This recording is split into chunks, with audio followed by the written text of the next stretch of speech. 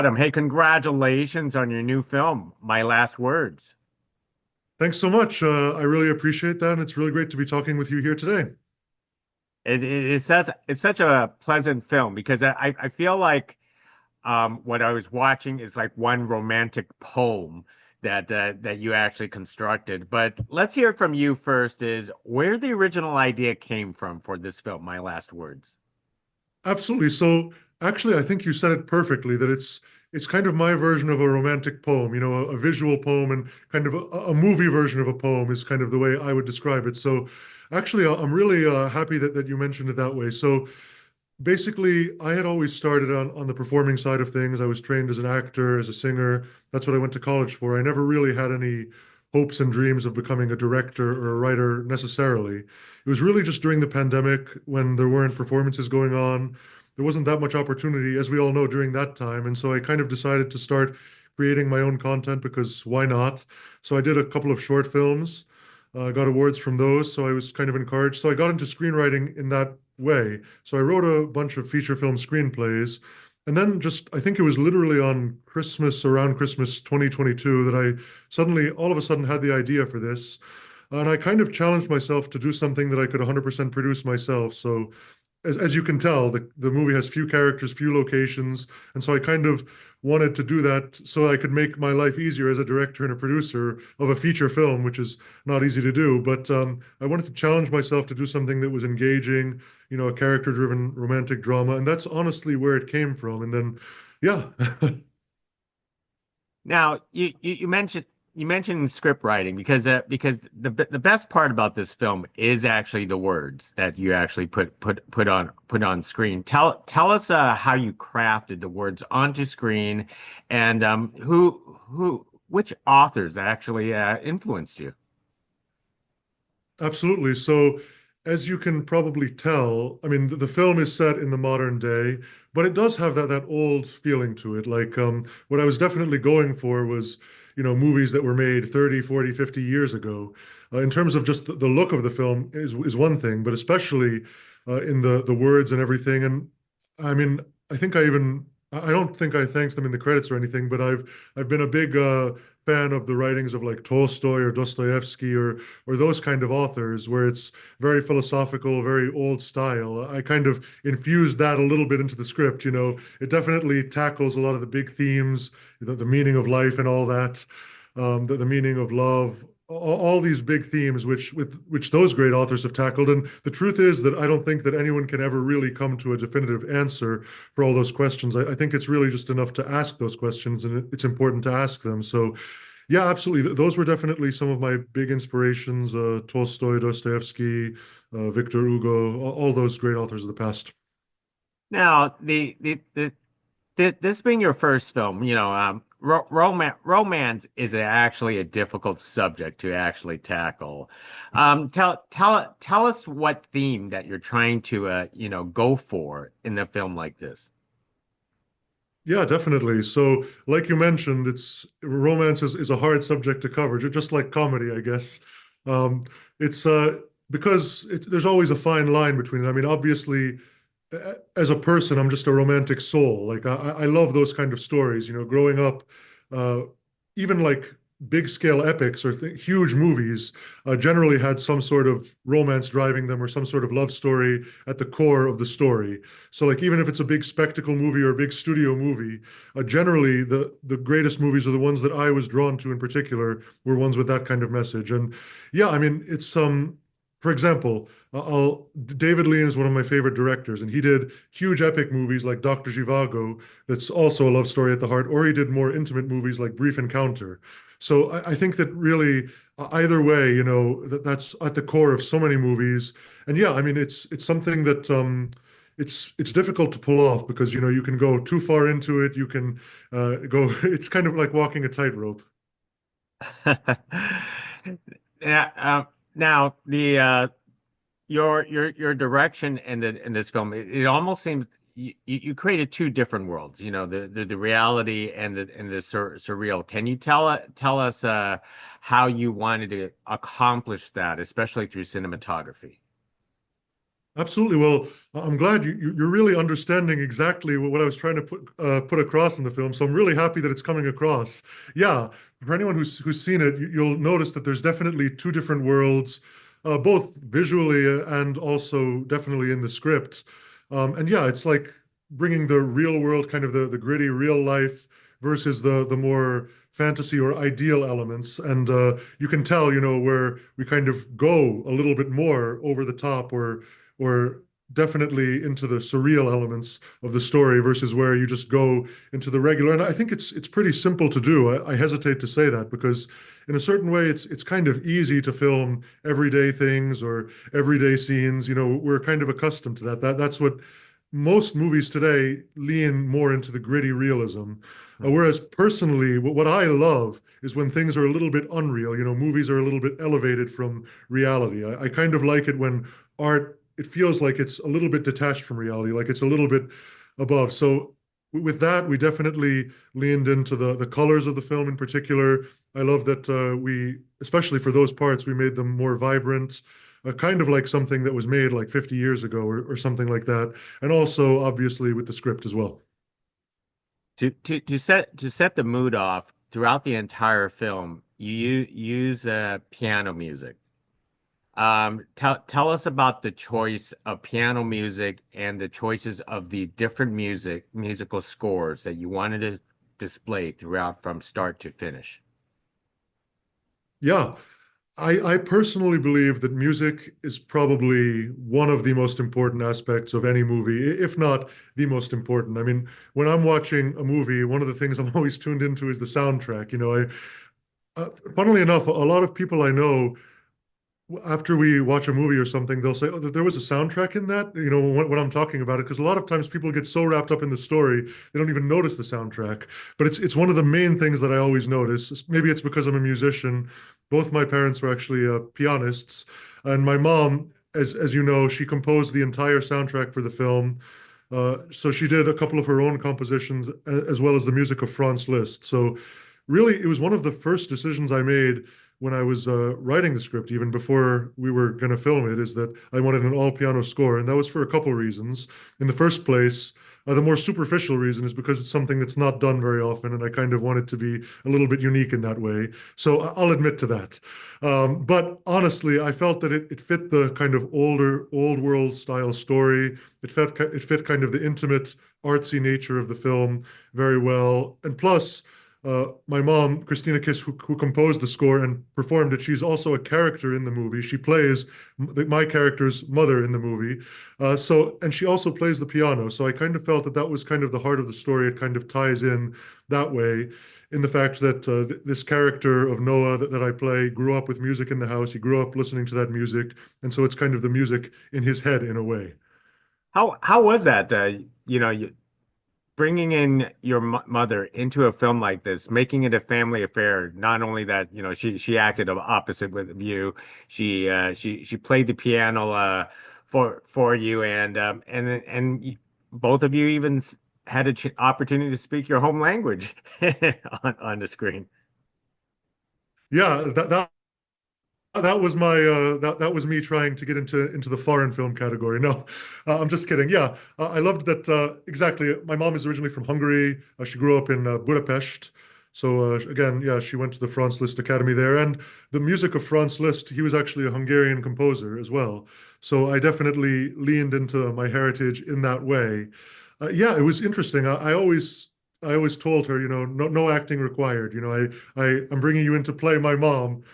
So it's literally sometimes it seems kind of surreal filming that. Yeah, I think that she did absolutely great, and I think that it was great that we could incorporate her playing the piano actually on the screen as well as for the soundtrack. I think that really tied in nicely. It's really just a great experience to have her be a part of it, obviously. Like you mentioned, it's a family affair. We both had many roles in this production. Obviously, I was the writer, director, producer, lead actor. She was a producer, did the soundtrack, was acting in it. So everyone kind of did a lot, which is great, I think, because if you're doing a huge studio movie or something, I feel like even if you're the director and writer, you have much less impact than if you're doing like a smaller film like this, and you can have all the creative control. So for better or for worse, it all falls on you. Absolutely. I completely understand the art of independent filmmaking. I'm just curious, how long was this production for? Yeah, you wouldn't believe it. So it was 14 days and then one pickup day, so 15 days total. Oh wow. I mean that's quite an accomplishment. Especially the fact that, you know, you you not only you did a marvelous script, you brought in great scores. I also have to commend your production set. That house is beautiful. Okay. And it's very rarely to find a house, you know, to be the setting of of your guest house. And for an independent production to find a house that big with that much space, it's also a rarity. Tell us about that character in the film. Yeah, no, I'm really loving this interview because I can tell that you really understood everything that I was going for in the film. So I'm so happy. I can't tell you how happy I am that it's all coming across because absolutely the guest house in that whole estate is absolutely a character in the film. It's a very important character in the film. And like you mentioned, anyone who sees it, it's an absolutely beautiful property in New Jersey. We shot the film a little bit, as you can tell, about 25%, I would say, in Manhattan, and the rest is in actually in New Jersey, in Bergen County. So that house actually belongs to a family friend of ours, who, were very generous in allowing us to film there. It was a really great experience. I'm again. Immediately when we saw it, we knew that we have to use it, and we knew that it has so much opportunity there for great. It's just so cinematic, that entire property. And thankfully, we ended up shooting there for about like 10 days of the production. We even used the tennis court on there. As you can see, I showed off my impressive tennis skills. So, I'm sure that when Roger Federer watches this, he'll agree to do a match with me. Yeah, we used that. We used the entire property. Even the little woods were actually on that property that we used in the film. So it was kind of a one-stop shop. I was very fortunate to be able to shoot so much of the film there. And yeah, the guest house itself definitely has this interesting quality to it. And obviously, then you can see the big house in the distance from there. But yeah, I'm definitely a fan of, we definitely romanticized it. That's really the part of the film that we really glorified. As a matter of fact, we showed it to the owners who are family friends. And they basically said, "Oh my God! I mean, this house looks incredible in this film." Like they were almost shocked in that way. Yeah, that's all the magic of filmmaking. That's for sure. Now, being this, I want to say what your directorial debut, acting on screen, you wore so many hats. Tell us that overall experience overall in a production like this, because independent filmmaking is not easy.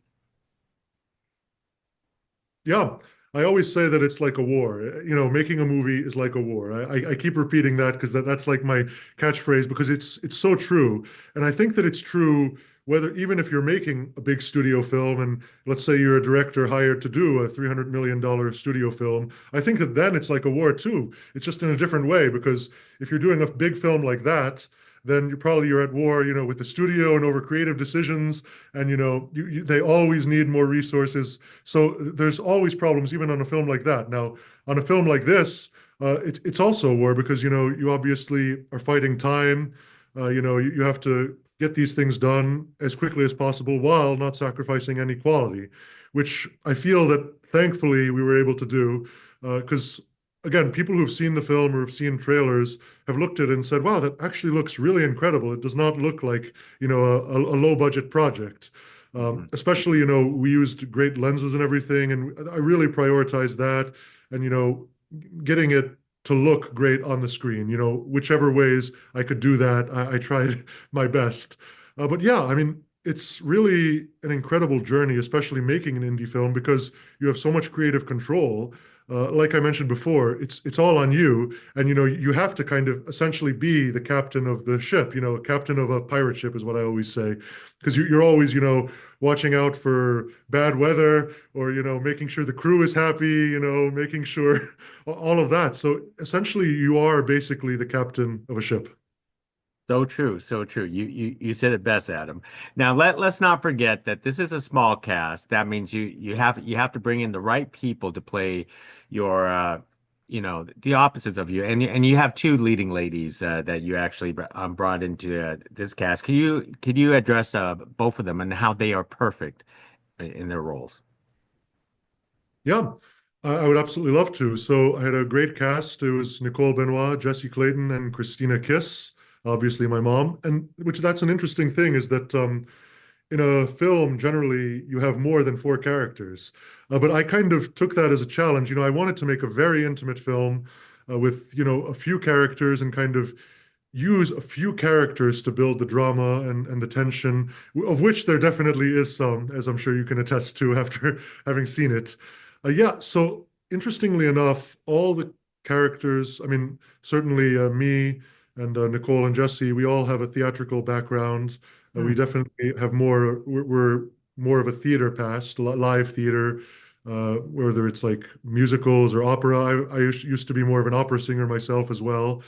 And yeah, so really, the way I did the auditions for this was I put out the typical casting notices, and then instead of these days, most productions do what's called self-tape auditions, where you send out the casting notices, and then people put themselves, on their iPhone or whatever camera they record themselves doing the audition. But as an actor myself, I've done plenty of those, and I know how impersonal those can be. So I literally just put out the casting notices and then wanted to interview the people personally. So I literally just wanted to talk to them, and then I did attach some sides, some pages of the script for them to read from, and I would literally read from them.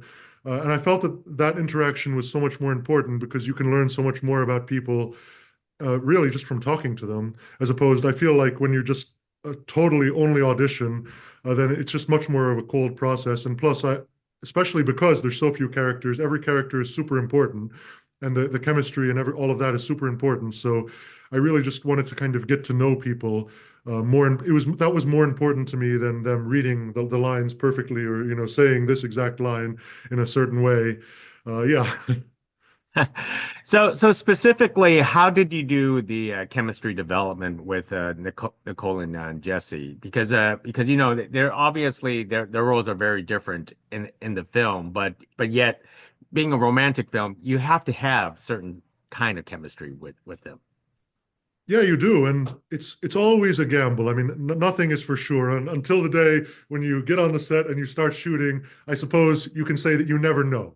But I think that, I'm a pretty instinctual person. I go with that side of my brain rather than the logical side of my brain. So, there were many people who auditioned. I probably talked to, for all these roles combined, I mean, I probably talked to about at least 100 people. And I'm sure that many people would have been good for it, or, in my head, where they kind of checked all the boxes. But I just kind of feel that I go by instinct. I know that another director I admire also kind of has the same idea, and that's David Lynch. He also, I believe, he actually doesn't really audition people at all or have them read at all. He just kind of likes to talk to them. I think that Mel Gibson also does a similar thing. But yeah, again, I'm just pretty an instinctual person. At least I was the writer and the director, so I kind of knew the story well. I knew the characters well. And even just from talking to someone, kind of like I'm talking to you now, you could kind of tell if they're right for this particular project or not. So true, so true. So are you going to get back into that director's chair again? Are you writing another script? What's coming up next for you? Yeah, again, I've written a bunch of screenplays. I think literally at this moment it's 15 that I've actually written.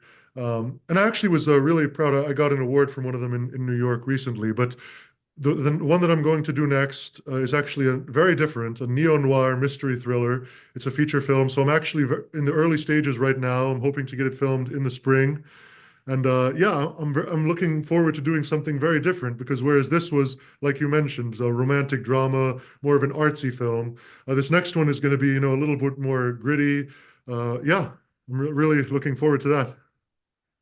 Excellent. Well, let me wrap it up with one last question for you, Adam, about this film. My last words is the how how much of a debate did you actually have with yourself over the ending of this film, how you really wanted to end this film. Because you could the the ending could have gone in so many different directions, but how did you come to choose this ending of the film? Yeah. I mean, endings are always very important, at least I feel. And like you mentioned, I could have gone, this film could have ended like 10 different ways, and it probably would have been satisfactory, or it could have ended earlier than it did, or later than it did, all that. What goes into an ending? I mean, I would say that this film doesn't necessarily have a sad ending, and it doesn't necessarily have a happy ending. I would say it's more like a bittersweet ending. Um, and maybe that's because, I am not maybe a complete optimist and I'm not a complete pessimist. Let's put it that way.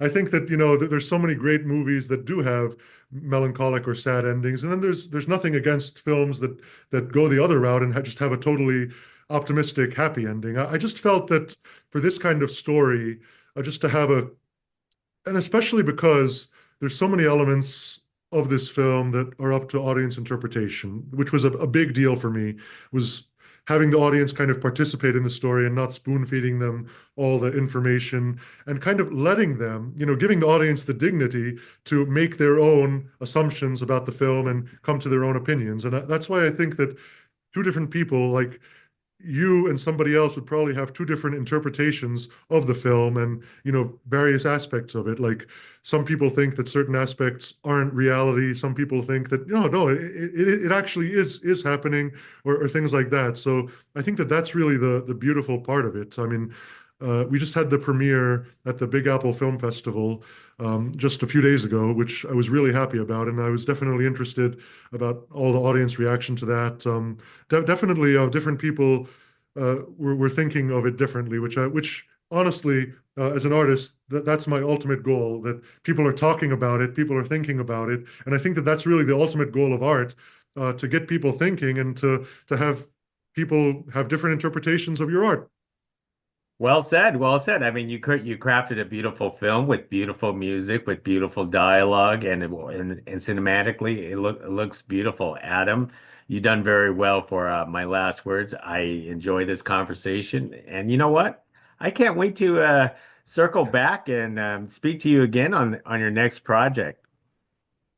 Yeah, I would absolutely love that. And I'm sure that you'll notice that this one is very different, but still, I'm true to myself, and I'm sure that some things would be the same.